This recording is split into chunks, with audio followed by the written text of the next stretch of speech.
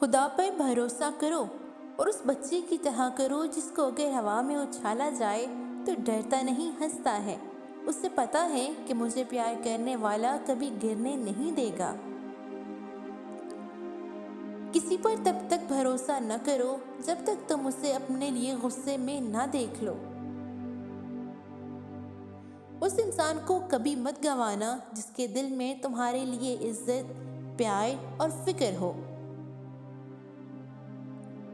جب کسی شخص کو دکھ میں دیکھ کر تمہیں دکھ ہونے لگے تو شکر کرو کہ تم اللہ کے بنائے ہوئے بہترین انسان ہو۔ مشکل وقت میں ہمیشہ دعا مانگا کرو، کیونکہ جہاں انسان کا حوصلہ ختم ہوتا ہے پھر وہاں سے اللہ کی رحمت شروع ہوتی ہے۔ لوگوں سے یاد نہ کرنے کا شکوہ کبھی نہ کرنا، کیونکہ جو اپنے رب کو بھول سکتا ہے، جو کہ حقیقی خالق ہے، وہ تمہیں بھی بھول سکتا ہے۔ یقین رکھو صبر کے بعد تمہیں ایسی نعمت سے نوازا جائے گا کہ تم اپنا درد، تکلیف اور دکھ بھول جاؤ گے۔ اپنے اندر پرندے کی طرح عاجزی پیدا کرو، جو آسمان کی بلندیوں پر اڑنے کے باوجود بھی اپنی گردن جھکائے رکھتا ہے۔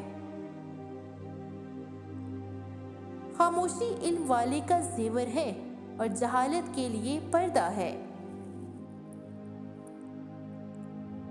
کبھی یہ غم نہ کرنا کہ دنیا آپ کے ساتھ نہیں، بلکہ اس بات پر خوش ہونا کہ دنیا کا مالک آپ کے ساتھ ہے۔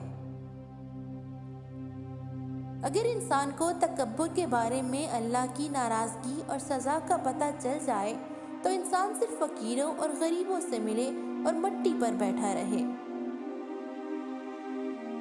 پریشان مت ہوا کرو، ٹھوکر انہیں ہی لگتی ہے جنہیں اللہ نے تھامنا ہوتا ہے۔ جس کی سچی محبت دیکھنی ہو تو اسے اپنے لیے اس کے غصے اور جذبات میں کہے ہوئے الفاظ دیکھو۔ گھر میں غصہ ہونا گویا اسے ویران کرنا ہے۔ اگر جوڑوں کے درد سے پریشان ہو تو کالے چنوں کا استعمال شروع کر دو، کچھ ہی عرصے میں اس درد سے ہمیشہ کے لیے چھٹکارا حاصل کر لو گے۔